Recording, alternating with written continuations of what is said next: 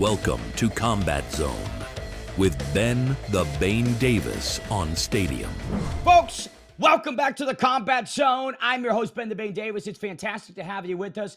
Big interview that we have on tap for today's episode of CZ. It is the Golden Ticket winners from Bare Knuckle Fighting Championship, Christian Fayne and Matthew Semmelsberger. They won at the open tryouts. They'll compete against each other in, I believe, February to see who progresses deeper in BKFC and who goes home with an L. I can't wait to hear from both of them and analyze some of the strategies and get to know a little bit more about this open workout. I've Googled it. I've tried to research it. Can't find anything about it, so I can't wait to hear from them. All right, folks, on tap today, we have a bit of conversation regarding karate combat. So I was providing play-by-play last weekend for KC 58. My good friend Josh Palmer had a conflict. They asked me if I could do some guest comms. I was more than elated too, but the experience was much different than anticipated. Then we take it to a bit of a preview on UFC Fight Night, Brandon Royval and Manel Kape, the final UFC event of the ESPN era. We must discuss and we must preview.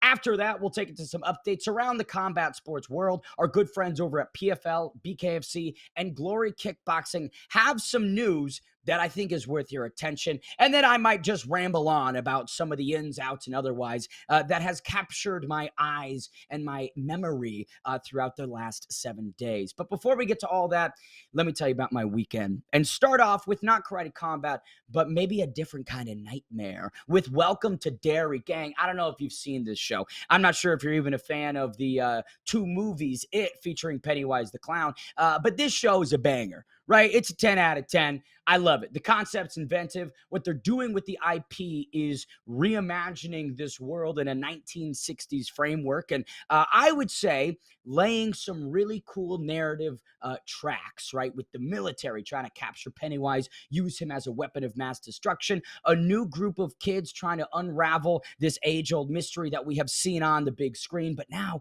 it's silver and it's at your home. And I just really enjoy this one thing, right? I'd say the biggest thing that has me so pumped up about Welcome to Derry week in and week out is that the kid actors on this show are fantastic. It's got a great tone and vibe with them. They act like kids. The decisions that they make are ones that a 7 or 8-year-old would probably make in this really, gruesome and mature situation where you have a supernatural antagonist that just ripped your buddy Jacob in half, right? So there is something that is so innocent and endearing about these groups of kids, right, throughout many different eras that have this naivety about how to defeat a otherworldly creature. And it just captures my attention and is thrilling. So if you haven't watched it, make sure you tune in to Welcome to Derry. That wasn't paid, by the way. I just was watching the most recent episode before we started this recording, and boy, did I enjoy it. I'll tell you what else I enjoyed.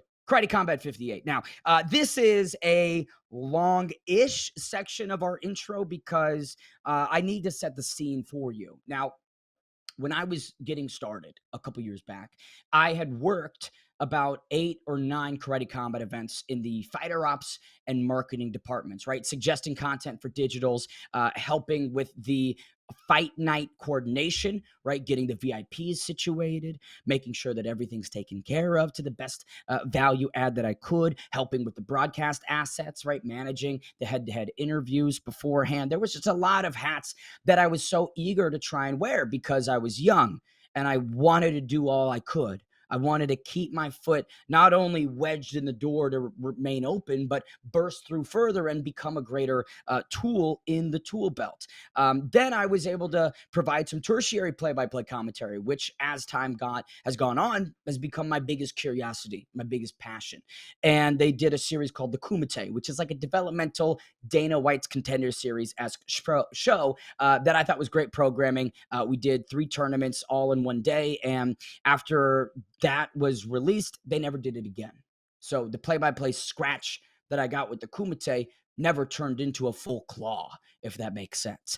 And then I fought there last year. As some of you might know, I've competed multiple times within different combat sports disciplines, and karate combat was one of them. In fact, it's the only time that I've gotten my hand raised because I am a terrible fighter. But all this to say, I've got deep history and memories with this organization. And when they reached out to me after, again, my good buddy Josh had a conflict, which he rarely does. So it was a crazy thing to get an email for them to say, look, we need a play-by-play for a numbered karate combat event. Would you be free? And I said, absolutely.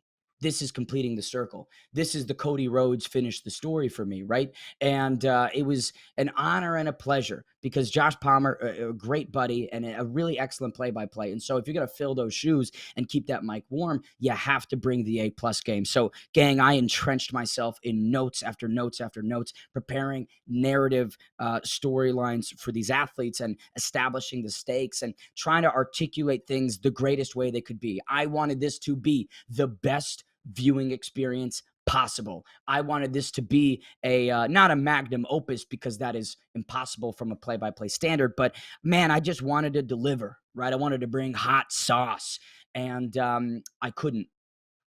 It didn't happen for many reasons. And we'll start with the biggest, which is the event began 7 hours after it was initially supposed to start. We had a 4 p.m. call time for a 6 p.m. show. The show did not get going until midnight. This was the craziest experience and an event that I've been attached to in just how many things went wrong. And I'm not going to go into every single nitty gritty detail because not worth the time and frankly, don't want those problems. But let's just say everything that could happen everything that could go wrong did go wrong. And ultimately, my frustrations as a broadcaster pale in comparison to the experience of the fighters and the guys who grind away for 8-12 weeks, possibly in these fight camps, and then cut the weight to hit that scale and legitimize and sanction the fight as an official one. And then you're asking them to bump back their fights by 7 hours minimum, right? Our main event concluded at 3:22 a.m. local time in Miami, which is bananas. Sam Alvey and Robelis to Spain. Now, when everyone saw this fight get announced, the expectation was what occurred. This was a fight that went the way that everyone expected it to, which isn't something that happens all the time in combat sports, right? There's a lot of fights that get booked, get announced, get marketed. People place their expectations and how they assume it's going to go on top of the bout. And then when it comes to fruition, all of those crumble away because a shocking upset or some different deviation occurs. But I'm illustrating. Combat sports is unpredictable. And because this fight went the way that it expected, it legitimized everyone's frustration with the matchmaking.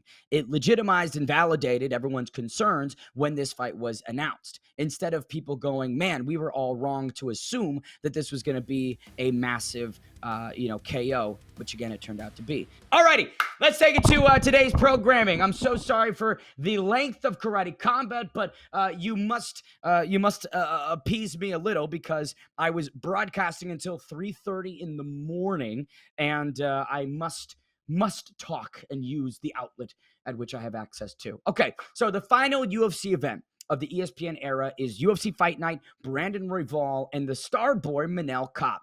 Top flyweight talents at a time where flyweight is supremely interesting, with Pantoja's 26-second injury leading to Josh Van having a title reign now. Who knows what occurs? One of these two might get a crack at it. But here's the thing. Manel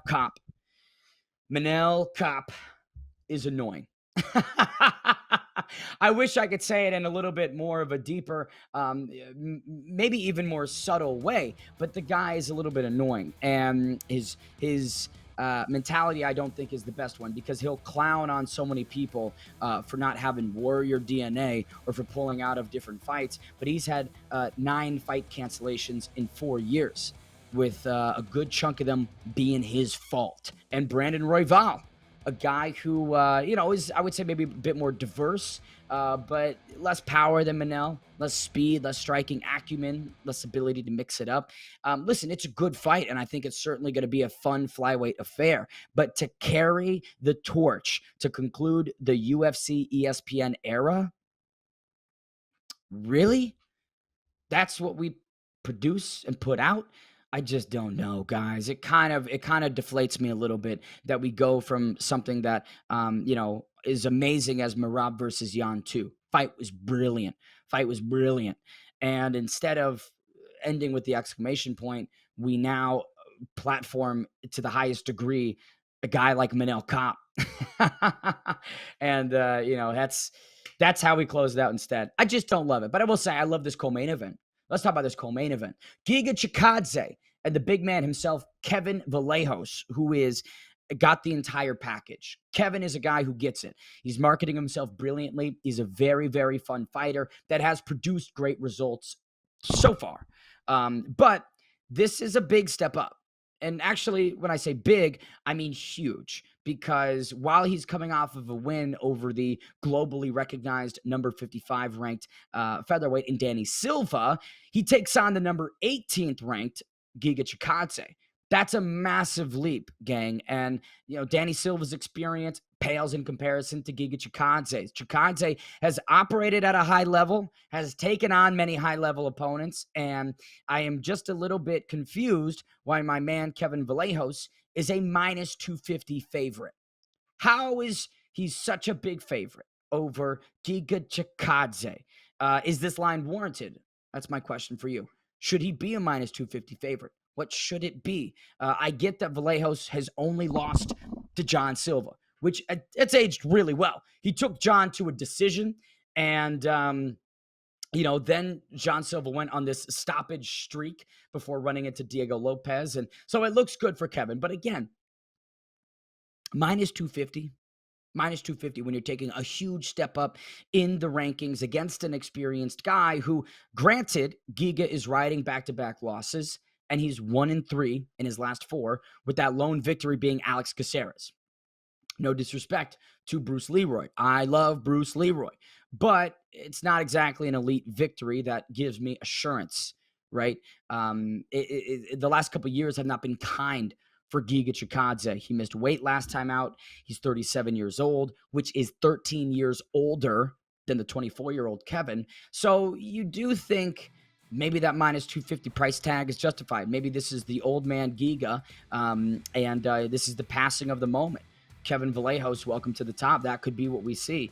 I feel like something in the neighborhood of like minus 140 for Vallejos, plus 170 for Giga Chikadze, plus 180. Does that feel more justified? Quite possibly. All right, let's take it to the rest of the card really quickly because I don't have too much to say. Amanda Lemos and Jillian Robertson. Lemos, former title challenger, has shown some serious weaknesses in the grappling. Robertson, a submission specialist. She is an ace on the ground, and when she gets it there, you likely find a tap out. So I think Robertson by sub is a likely outcome, and that to me excites me because Jillian Robertson in title contention, top 5 contention, man, how cool is that? I feel for so long Jillian Robertson had these high dreams and these high potentials, but recently is putting it together. And I don't know if that's a product of the training and tutelage under a great guy in Dean Thomas, who is as educated as he is. And now finally in this era, it's just clicking. I don't know what was wrong before, but boy, is it so right now. And I love that from Jillian, and I'd love to see her progress through. Joe Anderson Brito and Melsik Bagdasaryan will be a banger. If you plan on watching one fight from the final bouts of the ESPN era, make sure it's Brito and Melsik. And the last one that I got to say, is Neil Magny. He is back. The Haitian sensation returns to close out the ESPN era, and it comes against a former Bellator champion. Why did they do this to Neil? What did Neil do? Why can't Neil Magny have something easy? Why can't Neil Magny get a layup? I get it. I understand it because he's the litmus test. This guy is the bar to pass, to prove that you are worth being engaged in and have a life in the top 15. I get that that's his position and it's his job, but he does it brilliantly. And some people recently haven't passed the Neil Magny test. So please, Neil. And I love Yaroslav Amosov. I think that he's got a great story. I think he is very well-rounded, and he does have a future in fighting at the UFC after he loses to Neil Magny. We'll keep him around after he gets Magnied. But it's an interesting card. I'm curious to see on the 13th what the end of the ESPN era looks like, what that packaging will present. And, John Anik did a very, very nice close on the UFC 323 pay-per-view to the colleagues and peers at ESPN, which, again, signaled the end, right? That was Anik closing it out. And now we're doing one more event in the Apex in Vegas, I believe. Odd. Don't love. Bad button. Okay, either way, tons of great stuff on today's programming. You do not want to go anywhere. Stay tuned after a quick word from our sponsors. We'll see you in a second here on the Combat Zone.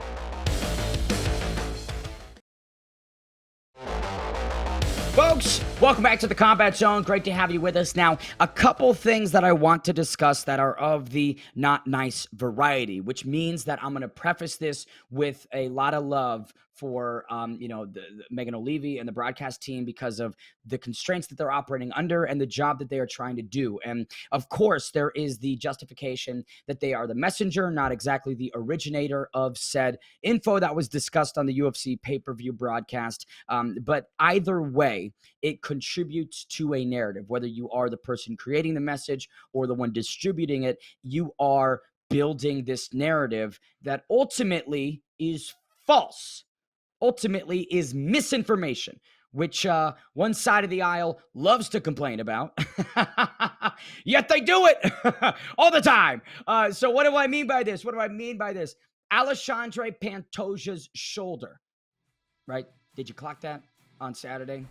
Did you hear that? It's his shoulder that's dislocated. The elbow, completely fine. And hey, I know that you saw his elbow implode in like 8 different directions, right? And it looked like a noodle when he was leaving the cage, but it was his shoulder. That's what the narrative is. That's what we're telling you. And we verified this. And I triple confirmed. I double checked. I did what I needed to. I crossed the T's, dotted the I's, right? Put N's over the N's. I did everything, right, to verify that it's his shoulder, not the elbow, which millions of people saw explode in the co-main event in 26 seconds. Now, here's what's so funny is Ariel Helwani, let's call it 22 hours later, reveals that Alexandre Pantoja's team told him that the shoulder's fine and it is his elbow that's impacted, and there are still details emerging of his medical condition as he gets checked out, as he sees specialists, right? It's a developing story. It's not one that's cut and dry and ready for print.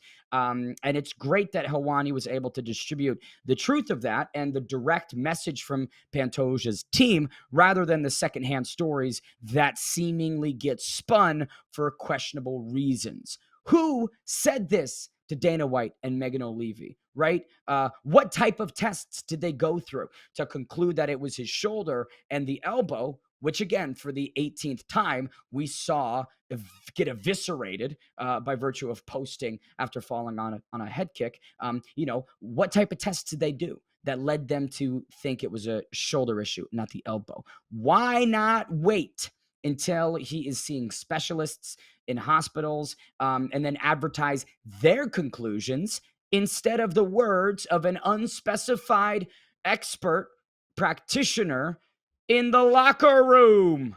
Now, I'm not suggesting that the guys that they have on site are inept or incompetent, right? They are on-site physicians. They are medical practitioners. But for something like this, where you have a huge freak injury, it requires much more testing, much more comprehensive analysis than I think you can do on that night. And therefore, it, to me, is very inappropriate to distribute conclusions and emphasize and repeat them and reiterate them as if it is like the truth and there is no variation and there is no possibility that it could be anything else. That is the tone and message that was seemingly packaged and created by the broadcast team. And I, again, want to express the empathy, and I understand they're trying to do the job, but I've been spending the last 4 months of my life in a sports journalism master's program in which we have an ethics class, and I gotta tell you, this violates a lot of journalistic ethics. It crosses the SPJ lines, which as broadcasters, you gotta try and stick to.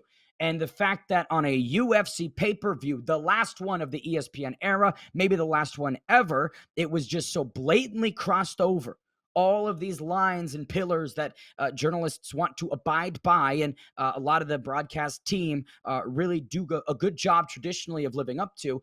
It was just broken in half. And I must address and I must hold people accountable because ultimately they didn't do that themselves. And so I apologize, but let's go through it. So one of the ethics is seek truth and report it. That's a huge thing for journalists, right? You don't want to spread false facts, but they didn't do that, right? They created false narratives, they peddled them, and they doubled down on them, tripled down on them. So you're violating that pillar. You're not seeking truth and reporting it. You are making up misinformation and peddling it. Minimize harm.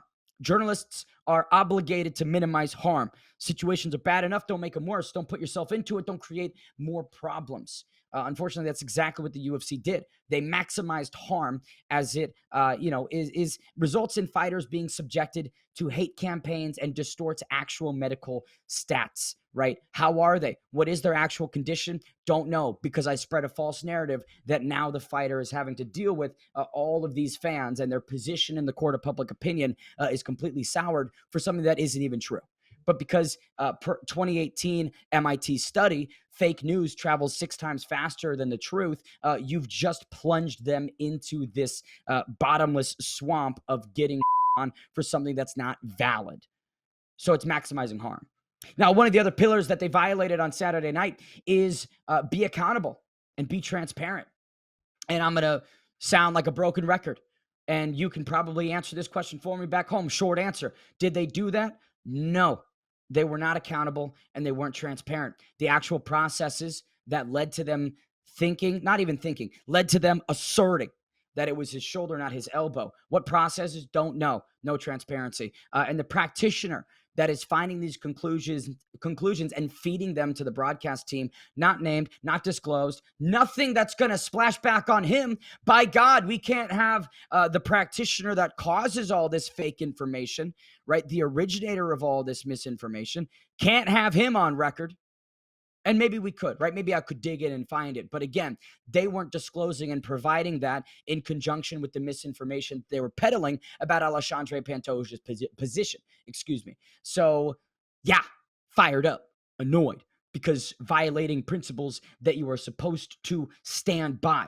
And what does this remind me of? Because we just had this situation occur not that long ago, right? We just had this occur with one Tom Aspinall. Now, what occurred in that fight against Cyril Gane? Eye poke, fight gets stopped. Tom retains by virtue of the situation. But what happened that night? The same thing. The medical practitioners conclude no damage. The eye's okay, right? Tom, rightfully so, goes and gets multiple opinions. And what did the actual experts conclude? That there's some significant damage, potentially career-altering, career-ending damage that his eyes and his body is going through and experiencing, right? So what are the ramifications for Tom Aspinall? Well, you can just look at any comment section of a post that he puts up, because it's so many people slandering and running with the false narratives that Dana White and co. Peddle on a unspecific practitioner with unspecific tests that somehow overrules actual experts and specialists in those disciplines that are providing Tom with their conclusions, which are backed by their years of experience in those specific spots. But yet when Tom wants to try and correct the narrative, right? When Tom Aspinall wants to say, hey, I've gotten these other opinions and this is their conclusions, what does he get? He gets on. He gets every fan saying that he's a liar, saying that he's a and a chicken. That's what Tom Aspinall's treatment is. As the heavyweight champion of the world, right? Why?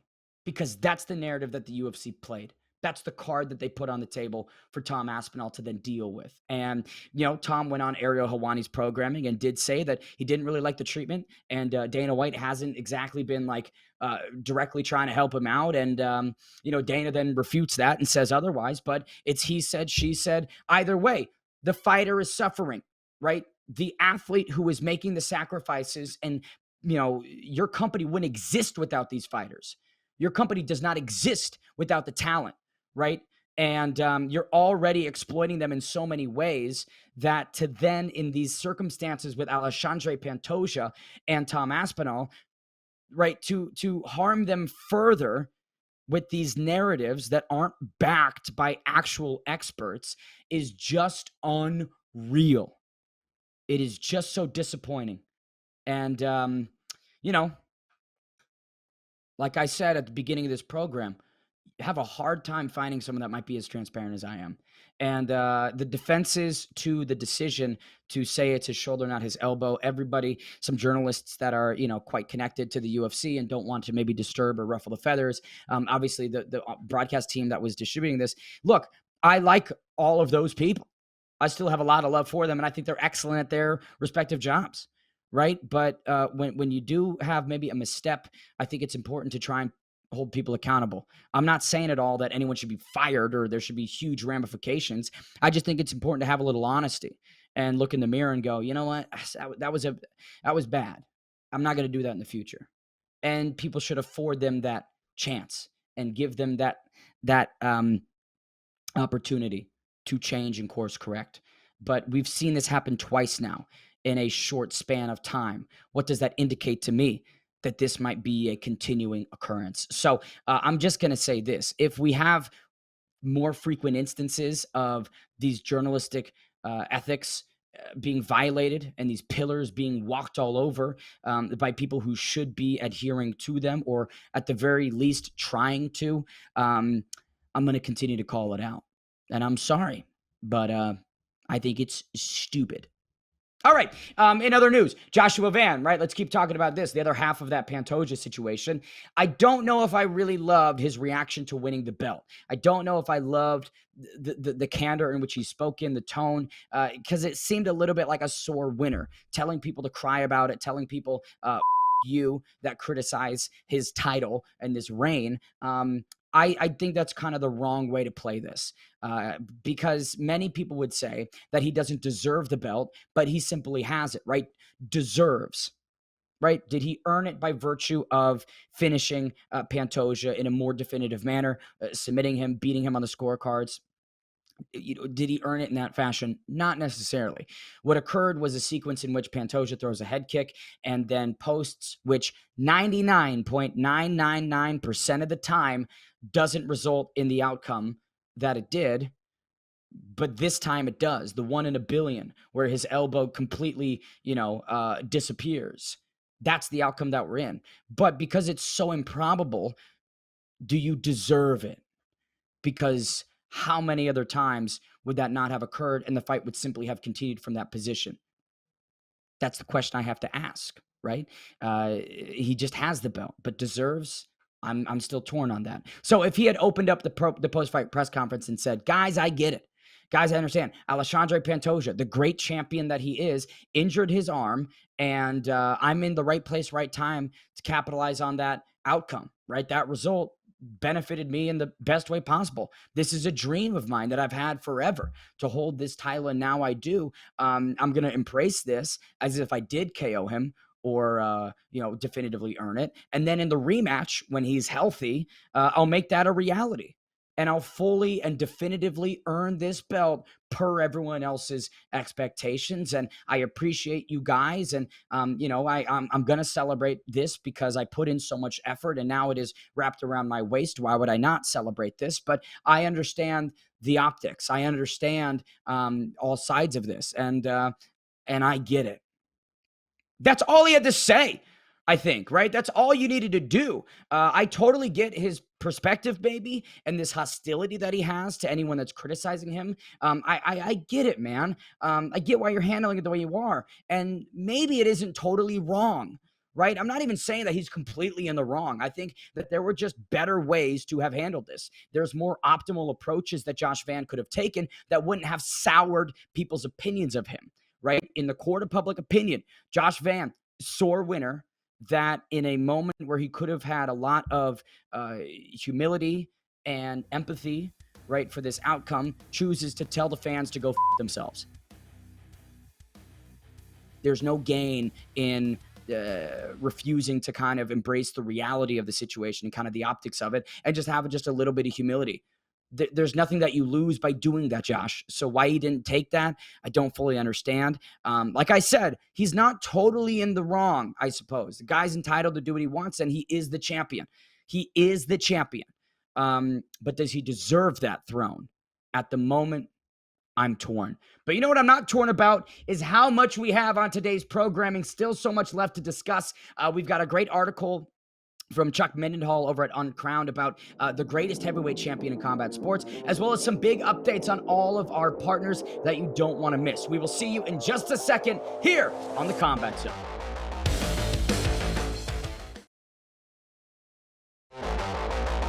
Folks, welcome back to the Combat Zone. Great to have you all with us. Now, some updates around the combat sports world in all of our partnership categories. PFL, we've got a huge event this weekend in Lyon, France. You do not want to miss this. The protege of Fedor Emelianenko, one of the best heavyweights of all time, Vadim Nemkov, is back. This time, the heavyweight throne hangs in the balance. He takes on Renan Ferreira, who is looking to bounce back from his defeat to Francis Ngannou in October of last year. It was a tough night at the office for El Problema.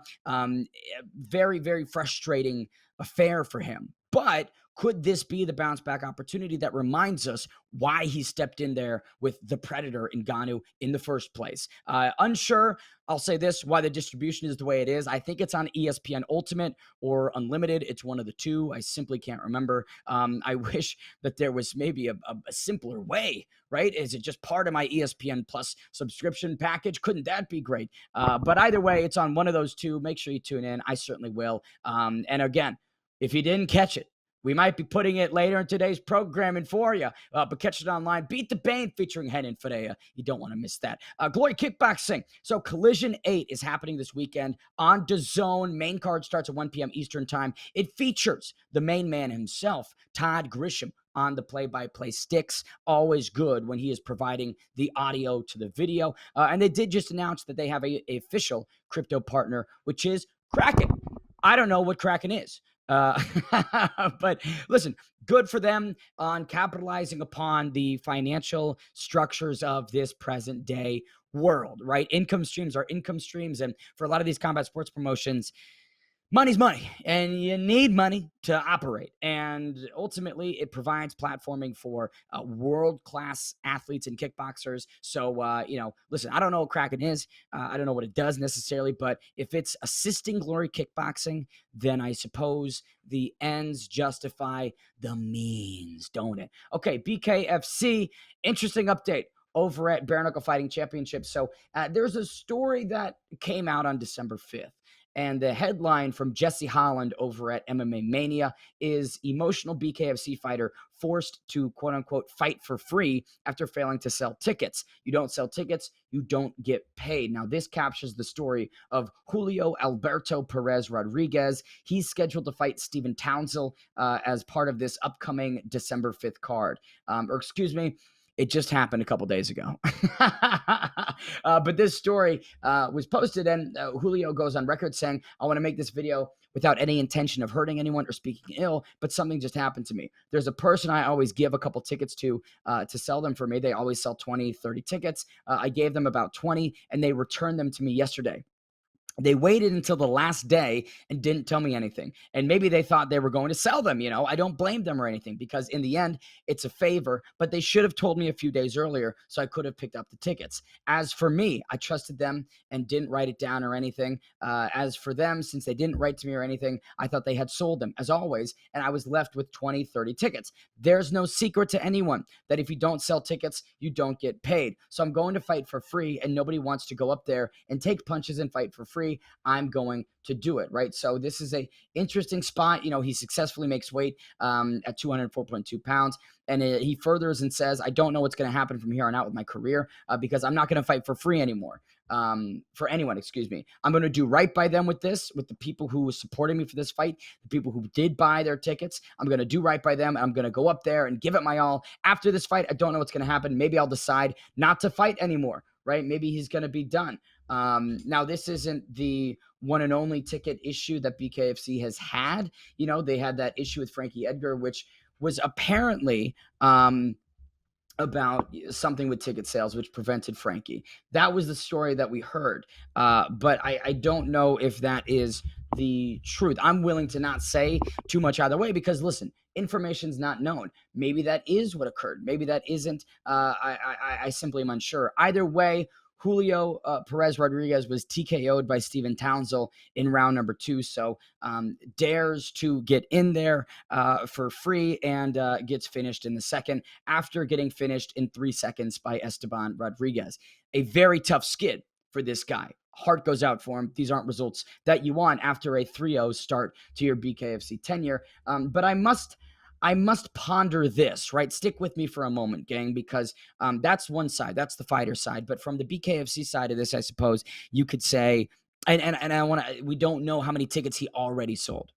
The narrative is he gives this guy 20, 30 tickets and he can't sell 20, 30 tickets. Who knows if he already sold 30 others? I just don't know. But if the guy can't move 20 tickets, and he doesn't have the responsibility to be checking in with this unnamed source who, per his words, I'm going to make the assumption is doing this out of goodwill for Julio, then what are we doing here? If I'm Feldman and crew and I'd go, this guy can't sell 20 tickets and I'm putting him on my major platform that has a big spotlight, has a huge, brand behind it. Conor McGregor is attached, and for better or worse, that is a huge rocket ship. And this guy can't sell 20 tickets. I don't know why put Julio Perez on a card if he can't sell 20 tickets. That I think becomes the question. And yes, for Julio, man, you got to check in. I'd be every single week hitting my guy up going, what are the numbers? What are the numbers? What are we looking at? Not the day before, I suppose. It's just a little bit of irresponsibility on all sides and tough results for Julio Rodriguez. If he was successful and he won, then this would be a different story, I think, a little bit. But it suffers a defeat, back-to-back setbacks, can't move 20 tickets per what we know. And I don't know. It's worth keeping the door open on this story because who knows what can come out, I suppose. And if there is any updates and if there is any information that I learned that I think is relevant to bring to you guys, I absolutely will. Okay, couple more things I want to throw at you. February 21st, 2026, BKB, Bare Knuckle Boxing. They return to the Indigo. David Tetral takes the team back across the pond, which I think is great. They started in this period. Now they're making a return. I'm curious to see it. I like what Tetral has said and done, right? We had him on the programming and it was excellent to chop it up with him. And I'm curious. I'm suspending judgment. I'm opening the can of belief, and I hope you are as well, to see what the 2026 campaign looks like for BKB Bare Knuckle Boxing. And make sure you don't miss it. January 9th, BKB Bare Knuckle Boxing with Stadium, right? We're putting it together. January 9th, the debut of that fight series. You don't want to miss it. Okay. Lastly, in other combat sports news, I've got an article that I want to highlight for you. This comes from our good friend Chuck Mindenhall over at Uncrowned at Yahoo Sports. He proclaims that Rico Verhoeven is the greatest heavyweight champion in all of combat sports. It's a really excellent read that goes back to the beginnings of Rico's career in 2005 when he was just a 16-year-old, and it covers and crosses all of the ins and outs of his glory career and what led to this tenure that he had at the top and how sustained it is, and just the interesting twists and turns, right? He talks about the lead role in Den of Thieves 2 and some of the other things that Verhoeven's gotten up to even outside of combat. So it's a great read. Make sure you check it out on Uncrowned, and very well done by Chuck Mindenhall. Coming up next on today's programming, we feature the Golden Ticket winners from BKFC. It is going to be Matthew Semmelsberger and Christian Fayne. Cannot wait to hear about their experience at the open tryout, and can't wait to hear about their predictions for their battle coming up next here on the Combat Zone. Ladies and gentlemen, a very special guest joining the Combat Zone booth. It's none other than Golden Ticket winner himself, Christian Fayne, making the BKFC debut in February at Knuckle Mania 6, expecting sold-out capacity crowd that evening for the premiere, the first fight in Bare Knuckle Fighting Championship for you, Christian. How does this feel, man? This has got to feel like a whirlwind. Honestly, I've been too excited. I feel like I don't know if you could be too excited or not, but I Hmm. feel like everything that I've done in my life has led up to this moment. I feel like, I got a real good pedigree, background. Again, I wouldn't be nothing without God, so I appreciate him. It's just really, I feel like every fight, everything I ever did, and it don't count. I feel like this is the one that count the most. This that you get that one thing in your life where it's like, yo, I worked all the way up to this. This the one that count right here. So it's like, I just don't care. I'm putting everything on the back burner. I mean, every last thing. And this is the front right here. This is the forefront right here. Hey, fireworks. I don't even think fireworks is what you're thinking. When you were going through the tryout experience, right? Did you sort of, as the day went on, began to believe more and more? Oh, I got this golden ticket, right? Did you were maybe surprised by the other people that showed up? I was saying that the day they told me about it. When I Yeah. pulled up to the fight, it was like probably 50 something fighters out front. I hopped out the car. I told them, I said, hey, everybody, my name Too Raw. I said, it's only two golden tickets in there. And I just want to let y'all know right now, one of them is mine. That's why I said to everybody up front. It's not a listen, manifestation is something real. You understand? Mm. But when you put something in effect, you speak it out to the universe, that's a fact. You understand? So anything you could think about and say, you can obtain. That's it.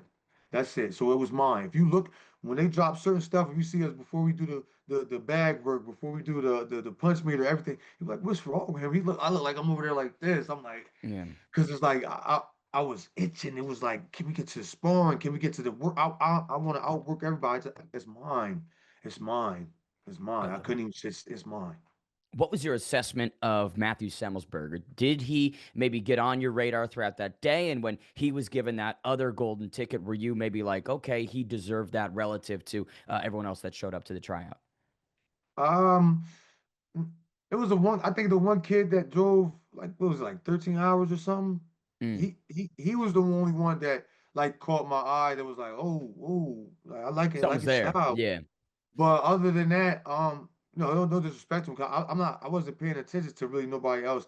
I did get to catch him on the bag, and then I mean, I did the bag work. I'm a boxer, so like the bag work to me was like, nah, But so it wasn't no disrespect because I Yeah. did go watch. I did all the study on him, like me, my friend, study, Yeah. study, study. So it's like I wasn't nothing at that time to Of be like, course. oh yeah. Anybody that earned the golden ticket, I know they had to put in work because the scouts are scouting and they know what they're doing. So it was never that. It was never that. It was just the fact that I was really worried about me. And once I seen who got the other golden ticket, it was straight death radar. I don't, bro, I don't. I'm a Yeah. different. You was Well, skill set aside, right? Maybe work leading up to the opportunity, irrelevant, but you did have a face off with him. You had a backpack on. Both you guys had hats on, staring him eye to eye. What did you see in that moment from Semmelsberger? I didn't see nothing. I seen a man, but when I shook his hand, I felt otherwise. When I shook his hand, I felt, that shake afterwards. It's an honest shake, but it's not like, all right, friend. It was Mm. just the I'm a man shake, and it just didn't. That was Yeah. it. But Spielberger, he's a great fighter. Shout out to him. He's still like they said, tough as nails. That's a fact. But oh my God, I'm a different breed, bro. Mm. And if the straight D's, all that holding my buddy. Look at my nugget crisp. I'm always moving it constantly. You got a problem if you think you're ready to sit here and hold my biscuit and hit Yeah. me. Yeah. More Yeah. unpredictable than a hurricane, man. Oh Um, my I'm God. I'm curious, you mentioned that you did the tape study. You and your friends gathered, Mhm. watched Semmelsberger's UFC performances. What were some of maybe the takeaways, right? Because I think a lot of people would look at this matchup and go, all right, Semmelsberger, I believe 11 fights in the big show, Mhm. Fayne, relative unknown. I feel most people would maybe make the assumption that, oh, Matthew Semmelsberger, let's pick him for this one. Why shouldn't Mhm. they? They didn't, if you didn't do your homework, that's your fault. If you just Mm. go and say, "Oh, he's a UFL fighter backer," then you missing the elite amateur. Then you missing the celebrity championship boxer. You missing that. I'm already been on pay-per-view. I already been on these in front of these big crowds, celebrity crowd. The crowd never fight for me. That be 50,000. They don't fight for me, bro. Like that's Mm. not where I come from, bro. So I don't worry about that. I did studying on Spielberger. I'm not green to this. I've been doing it since I was 14. I don't speak on what I see, what's the flaws. Sure. That's up for him to worry about or to fix. All I know is, I just know the difference between boxers and MMA fighters because I've been fighting my whole life. You know what I mean? Shout out to Mike Muscle and them. Shout out to Tyus Thomas. Shout out to all them guys. I done already worked with a lot of these guys. Shout out to Chop Suey. It's a lot of them dogs. Shout out to Drew Sweeney. It's a lot of them MMA fighters, real dogs that's in there and they real good in the MMA ring. But when you get in that ring, yeah. Boy, do I love it. Excellent interview. But make sure you stay tuned because there's still a little bit more in today's programming. So do not go anywhere here on the Combat Zone.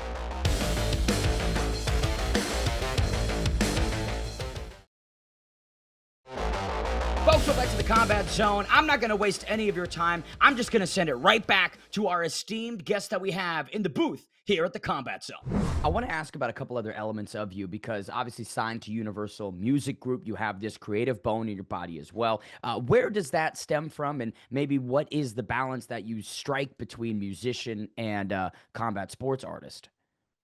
Musician, they both is the way to get emotional. I mean, you go to the gym when you're upset and you get emotional. When you go to the studio, is you just obviously getting a story out or emotion out because you can't get it out no other way. So when you actually get to put it into, you get to paint a picture. You know what I mean? Shout out to Rakim, like that's where I got it from old school. You paint a picture with the pen. So it's like that's what I do. When I'm talking my words, I get to paint a picture. But for me, I don't know for everybody else, God said the number one thing you could do is inspire. So I just want if somebody they relate to me, then I'm glad that I can help you out of a way and tell how one thing if something worked for me, it might not work for somebody else. What you eat don't make me. But one thing I can't, if something is good for me and I eat it, it's gonna do good for my body. If you eat it, it's gonna be good for your body. You understand? So it might not give you as much energy as it gives me, but I'm bearing them fruits and I'm gonna share them. So it's like at the end of the day, man, I'm a dog. I'm ready to fight. I want to fight. February 5th got to come. I'm going crazy is still. is there a world though in which we can maybe see you dropping some bars on your way to the BKFC ring? Could that ever be a possibility? You can't be pulling these out of me. All right, so I was possibly gonna walk out to one of my songs. I'm crazy. Hey, look, I'm Yeah. I'm crazy, man, and I'm not gonna lie. Let me go on my phone here. I got a hit list too. Mm. Um, I'm gonna be honest. Listen. I'm a problem. I love y'all. I love the BKFC. Shout out Connor. Shout out all of y'all. I got a hit list. Let me go ahead and find this. Um, Mike Perry, you're on there. Mike Perry, you got a lot of work to do. I think you should move your head off that center line because I'm gonna crush you. I'm gonna crush you. Um, Straight like that. And I'm not one of them boys that you gonna keep saying, "Oh, he run for me, he talking that." In your face, I will too. Pop out in the fight, hop in the ring, do your little ones and twos, baby. Bryce, hey, that weight class, you can stay down there. I and your brother. I love y'all. You're sharp. Do your thing. I let you have your shine. Once I capture the whole 175, that shit. Um, we just gonna leave them too. We're gonna Yeah. leave them. I'll just leave it at the two biggest stars. Yeah. Bryce Hall is the mandatory, I think, call out in most BKFC fighters' names. You have to have him on the list. But I Mhm. respect it, right? Because that you're setting the sights high. And it's clear that the self belief is there, and you're already punching that check, getting into this sold out Knuckle Mania opportunity in February. But you mentioned, right, Mike Perry's going to be ringside. Feldman's going to be ringside. McGregor likely ringside against this opportunity for Semmelsberger. What do you think is one thing they should keep in mind when they're sitting ringside watching Christian Fayne perform? Don't pop your. Just be a fighter. Actually watch. Actually observe. Don't look and be like, oh my goodness, performance was impeccable, and then hop in the ring like you juggernaut. Shout out to Juggernaut. He do that. Though. That's different. He gonna hit you during your celebration. You're not gonna do that. Don't try me. Mhm. Don't even think about doing it. Definitely not when we in Philly. Don't do no like that. So it's like be a real man. You know what I mean? I still respect because you still a dog, bro. You still a beast. You're a champion. Nobody can take that from you. Feel me? So I'm just if you're a fighter, you know the dog nature.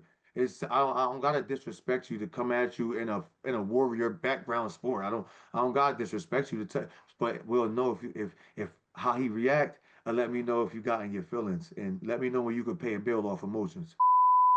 I love Yeah. it. Well, Christian Fayne, thank you so much for the time, sir. Congrats again on this golden ticket, and I can't wait to see you convert this into possibly a golden opportunity on February 7th at Knucklemania Xfinity Mobile Arena. You cannot miss it. Christian Fayne, Matthew Semmelsberger. One man progresses deeper into BKFC. One man goes home with the loss. Christian, thank you again for the time, and we'll see you in February. Folks, thank you so much for tuning into today's episode of the Combat Zone. Always a pleasure to bring you my insights, my thoughts, my opinions, and it means the world that you pander and let me let me have them. All right, make sure you tune in every Thursday here for more episodes of your favorite flagship show, The Combat Zone.